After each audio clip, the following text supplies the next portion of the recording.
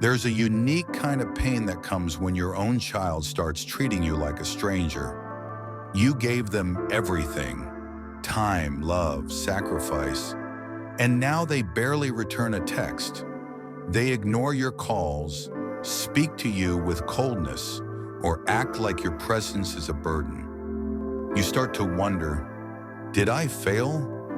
Do I even matter anymore? But here's what the Stoics knew, especially Marcus Aurelius. You can't control the actions of others, not even your own blood. What you can control is how you respond. Anger won't fix this. Guilt won't earn their love. And waiting for them to change will only waste the life you still have left to live.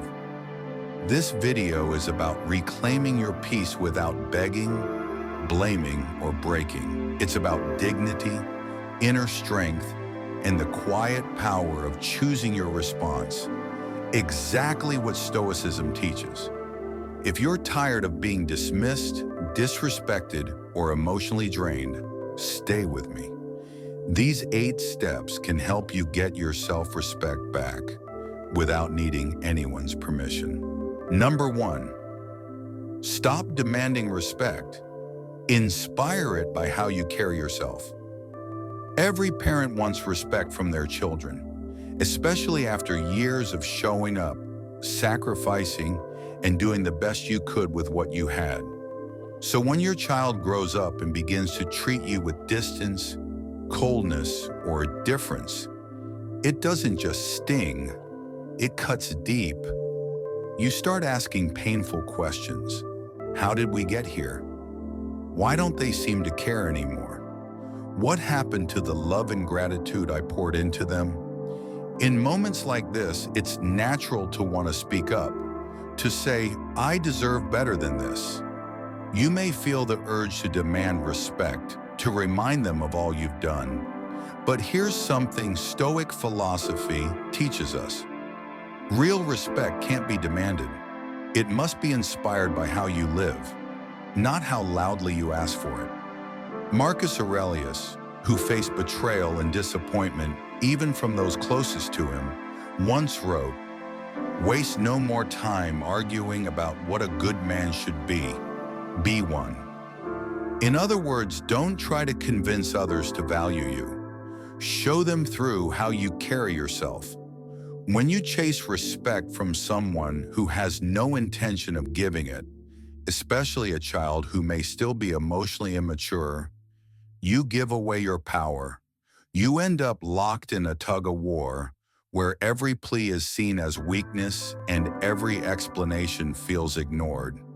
But when you stop chasing and start standing still, something shifts.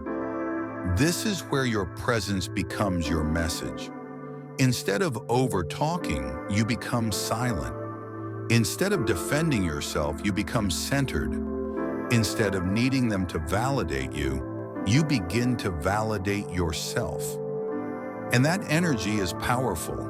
Calmness unsettles people who expect you to beg. Composure confuses those who are used to your emotional reactions. You're not cutting them off. You're cutting off the cycle. You're not giving up on the relationship. You're giving up on self-abandonment. Epictetus taught that it's not the external things that harm us, it's our judgments about them. So if your child ignores you, that hurts. But the deeper pain often comes from what you tell yourself it means. That you failed, that you're not worthy, that something must be wrong with you. That narrative must be challenged. Because when you believe your worth depends on their behavior, you hand over your emotional freedom. But when you start to hold your ground with quiet strength, you remind both them and yourself that your value is not up for debate. You don't need to raise your voice. You don't need to list your sacrifices. You don't need to prove yourself. Your presence is enough. And if they can't see that right now, that's their journey, not your reflection. So stop demanding respect. Let it come to you naturally as a byproduct of how you live. Walk with integrity. Speak with clarity. Hold your boundaries gently but firmly. And most of all, stop chasing those who are not ready to receive what you have to give. You are not asking for too much. You're just asking in the wrong direction. Number 2, release emotional dependence. Reclaim your inner peace. One of the most painful realizations for any parent is this: the love you gave, the years you invested, do not guarantee emotional closeness in return. When your child becomes distant, cold, or dismissive, it feels like something inside you shatters, not just your heart, but your identity. You begin to wonder if you did something wrong, or worse, if you're no longer needed. But here's the truth. You may not be their priority anymore, but you are still a whole person. You still matter. And this is the moment where emotional dependence must be replaced by emotional clarity. The Stoic philosophers, especially Epictetus, taught that freedom begins the moment we stop needing things we cannot control. That includes how others treat us. That includes your child's moods, their silence, or their absence. When you attach your self-worth to their behavior, you surrender your peace to someone else's emotional weather, and that is no way to live. This doesn't mean you stop loving them. It means you stop letting their behavior define how you feel about yourself. Think about it like this. If their respect fills you with joy, and their coldness sends you into despair, then your life has become a roller coaster you no longer control. That's not love. That's dependence, and it is quietly destroying your strength. Releasing emotional dependence is not the same as becoming numb. It's about becoming stable. When they ignore you, you don't crumble. When they disappoint you, you don't chase. When they withdraw, you don't start thinking you're worthless. You center yourself. You remind yourself of your own value without needing them to confirm it. Marcus Aurelius once wrote, "The tranquility that comes when you stop caring what they say, or think, or do, only what you do." That is Stoic freedom, and it is available to you right now.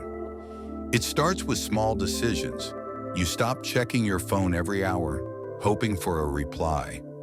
You stop rehearsing arguments in your head that never happen. You stop rewriting your messages 10 times to make sure they sound just right.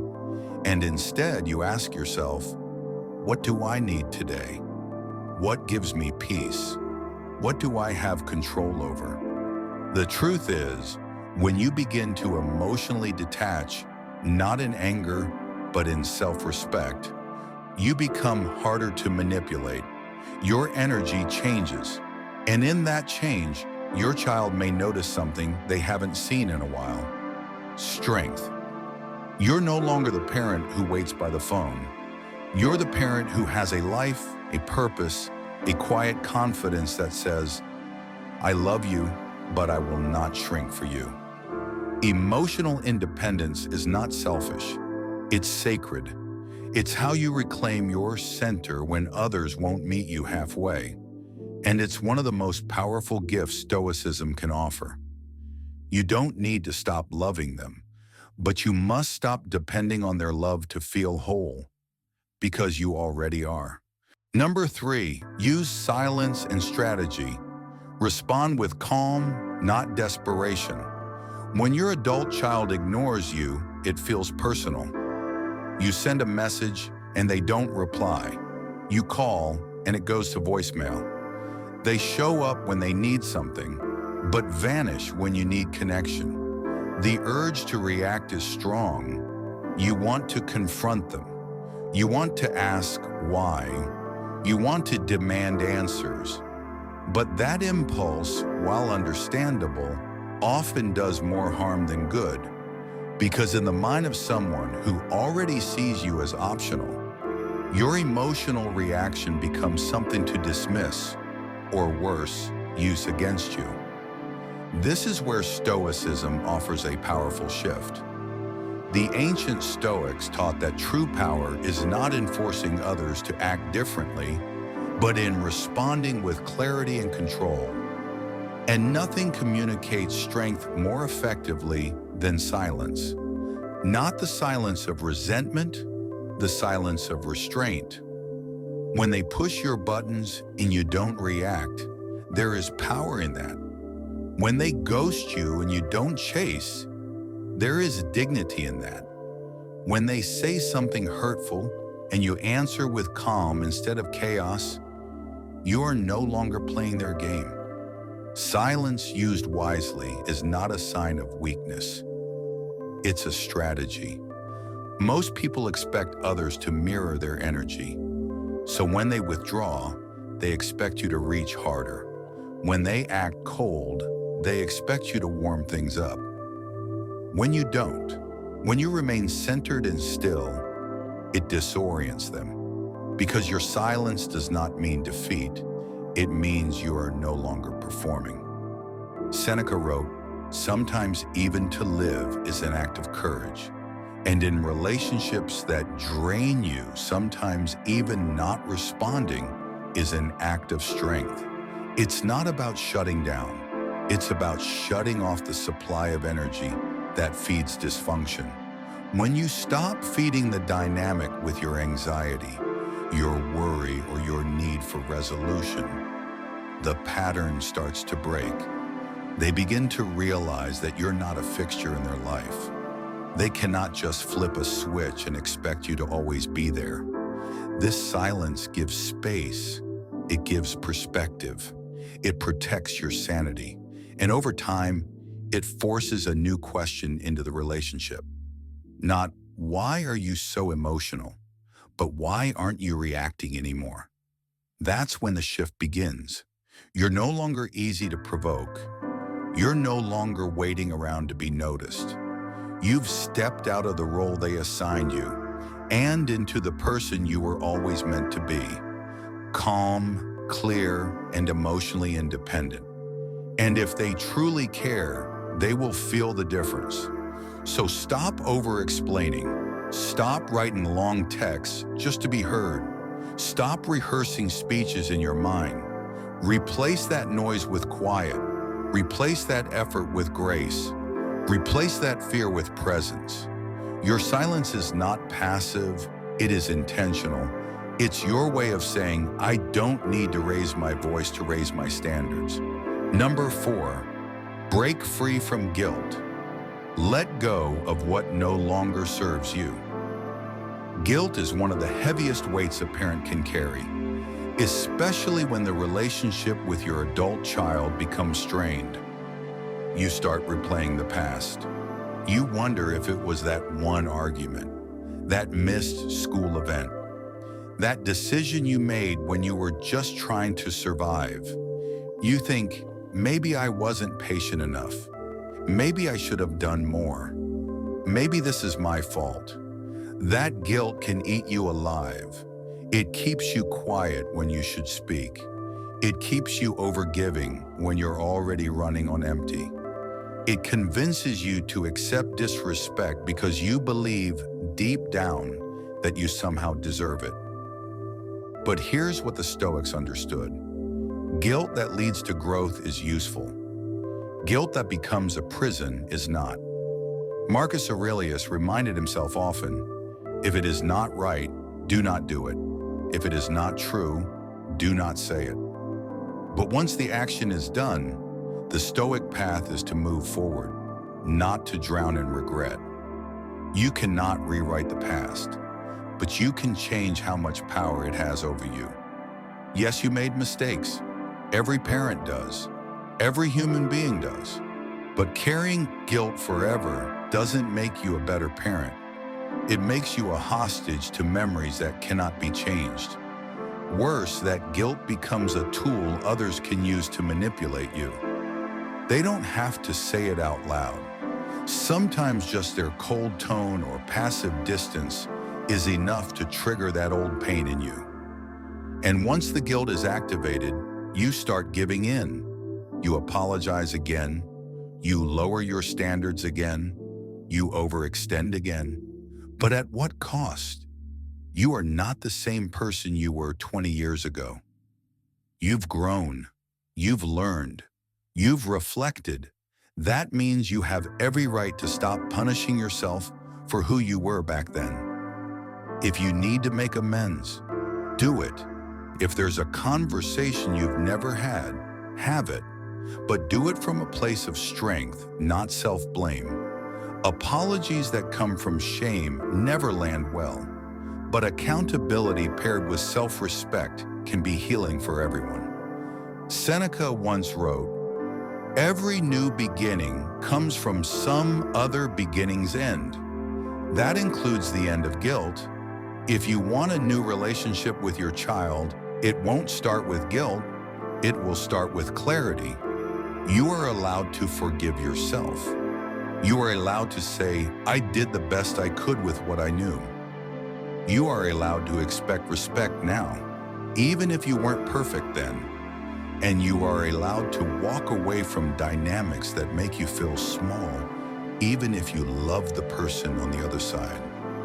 Let go of the story that says you owe your peace as penance. Your past does not disqualify you from being treated with kindness in the present. You are not perfect, but you are not broken either. And you do not need to suffer forever to prove you care. Number 5, learn to say no without fear. Protect your worth with boundaries. Many parents confuse love with endless yes. Yes to the late night calls. Yes to the guilt trips. Yes to being spoken to like you're a child, by the very person you raise. But here's what most don't realize until much later. Saying yes all the time doesn't build closeness. It builds resentment, and it often trains the other person to stop seeing you as a person and start seeing you as a resource. If your adult child only calls when they want something, if they only visit when they need a favor, if they speak with entitlement but never appreciation, it's time to set a boundary. And that starts with a simple, powerful word. No. No, I'm not okay with how you're speaking to me. No, I can't give you money right now. No, I won't keep making the effort alone.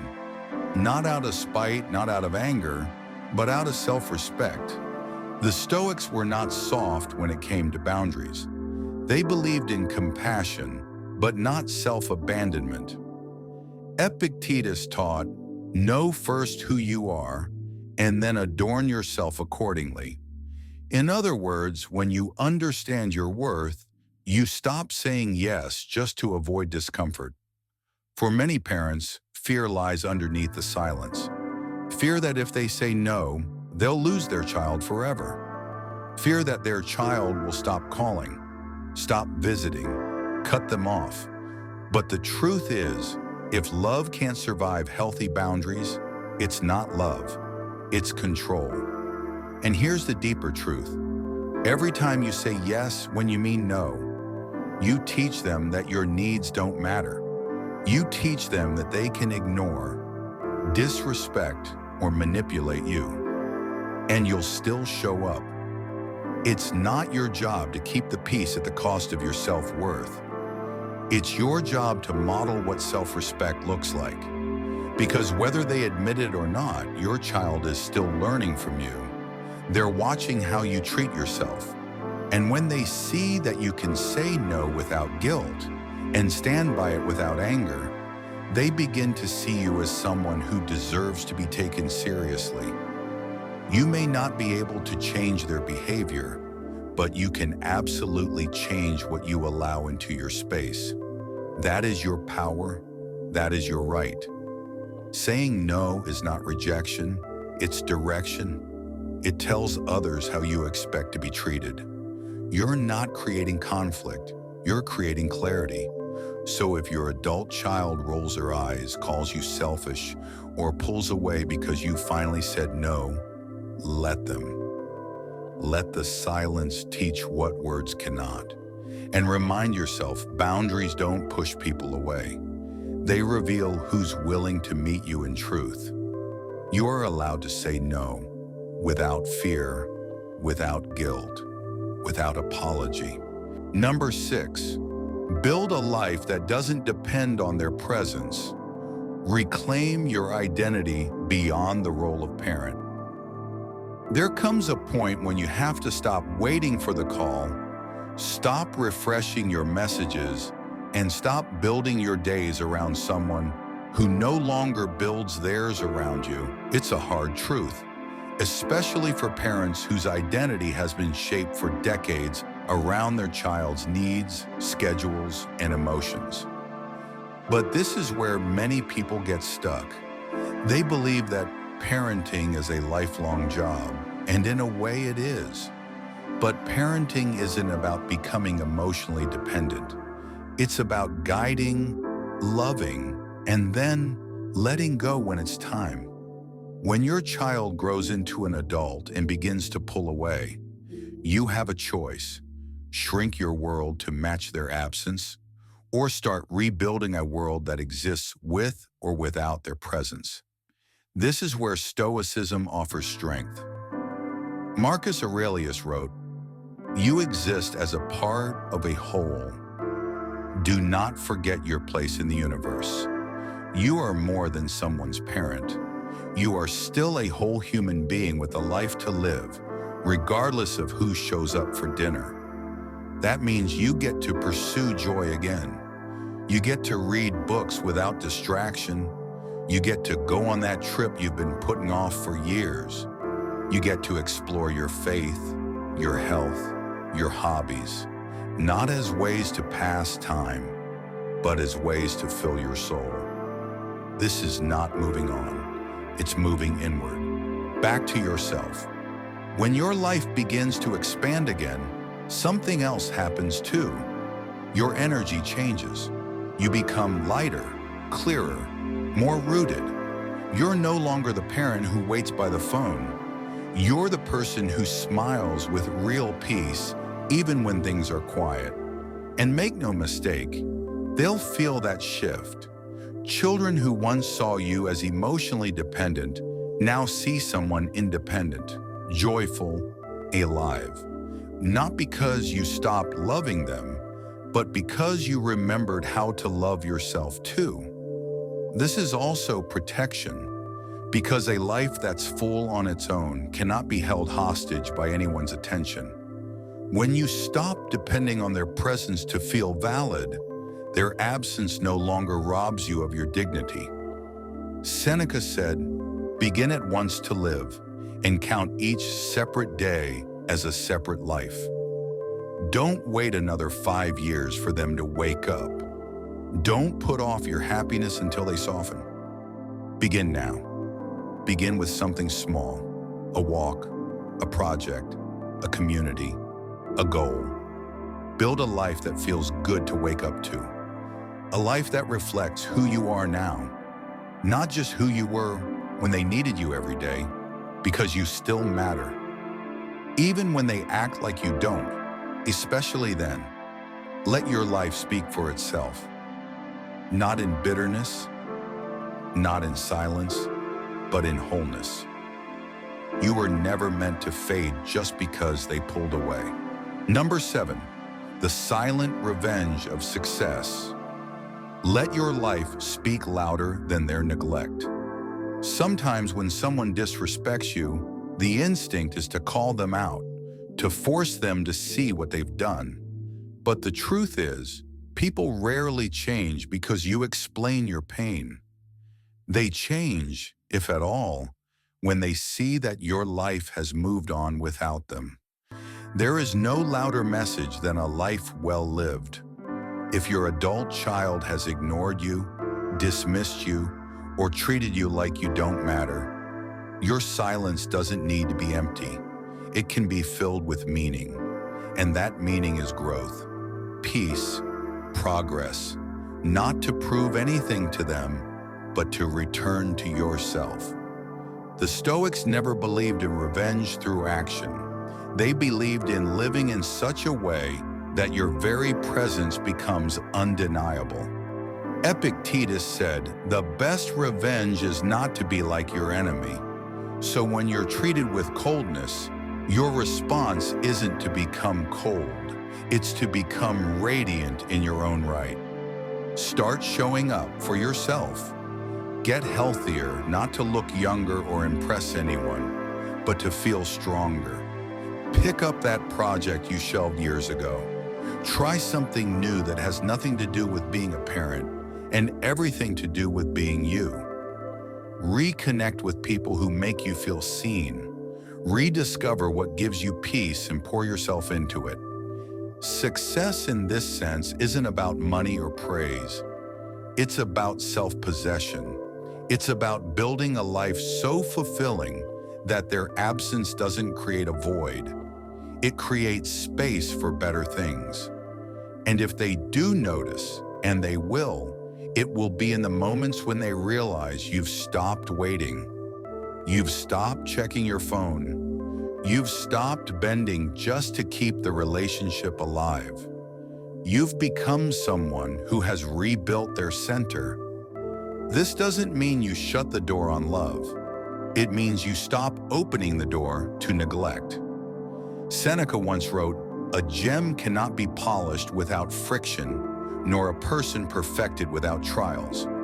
This pain you've endured, this ache of being overlooked by your own child, can polish you. It can deepen you. And when you let it, it can make you more powerful than you've ever been. You don't have to announce your strength. You don't have to explain your change. You simply live it, quietly, consistently. And that, in the end, is the most undeniable response of all. Your success, not in status, but in serenity, is the silent proof that you didn't break. You rose. Number 8, time will put everything in its place, but you must choose how to live it. Time has a strange way of revealing the truth. It unmasks intentions. It humbles egos. It teaches lessons that words never could. And when it comes to broken relationships, especially with your children, time can either heal or harden. But here's the part many people forget. While time does its work, you still have to choose how you live in the meantime. Because waiting for someone else to change is not the same as living. And wasting months, years, or even decades hoping for a phone call, an apology, or a moment of recognition, that's a slow erosion of your spirit. Many parents stay emotionally frozen. They put their joy on pause. They stop dreaming. They stop exploring. They shrink their world to the size of someone else's silence. They say, "When my child comes back, then I'll feel whole again. Then I'll start living."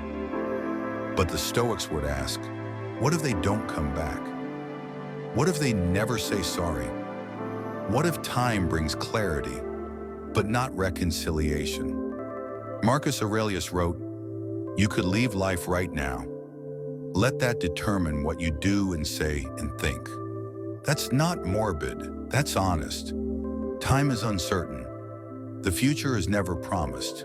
So the question isn't just, will they come back? The real question is, what are you doing with the days you still have? You don't need to abandon love to reclaim your life. You just need to stop abandoning yourself. If they return one day with soft eyes and a changed heart, you will welcome them from a place of strength, not desperation. But if they don't, you will not be broken, because you didn't spend your life waiting for someone else to remember your worth. You lived, you grew, you healed. Your joy is not a hostage of their maturity. Your peace is not suspended until they apologize. Your identity is not frozen in their absence. Time will do its work, and so must you. You must wake up and choose every day not to live under the weight of what's missing, but under the light of what's still within you. You must build routines, create rituals, connect with people who reflect back your value. You must stop waiting for them to choose you and instead choose yourself with the same devotion you once gave to them. This doesn't mean bitterness, it means balance. This isn't revenge, it's release. You're letting go, not of love, but of control. You're releasing the need to predict, fix, or force the future, and instead learning to trust that whatever happens, you will meet it with calm and clarity. Seneca once wrote, "Life is long if you know how to use it." So use it. Use your time to become someone you're proud of, not someone frozen in disappointment, but someone full of quiet fire, steady wisdom, and unshakable grace. Let your story be more than the chapter where they walked away. Let it be about the part where you stood still, gathered yourself, and chose to rise anyway. Because yes, time will put everything in its place, but it's you who decides how you live until then. You've given so much. Time, love, sacrifice, pieces of yourself you never asked to be repaid for. And yet here you are, carrying the weight of distance, silence, and disrespect from the very people you once held in your arms. You didn't come to this video to be told it's your fault. You came here for clarity, for strength, for a way to move forward that doesn't feel like giving up, just giving back to yourself. And now you have it.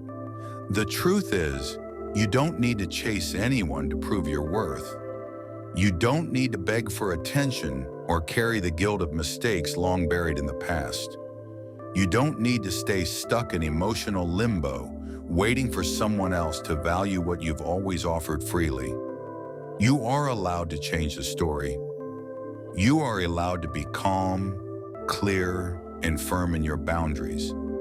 You are allowed to live a full and joyful life, whether or not your children choose to walk beside you. You are allowed to stop explaining yourself and start honoring yourself. As the Stoics taught, your peace is your responsibility.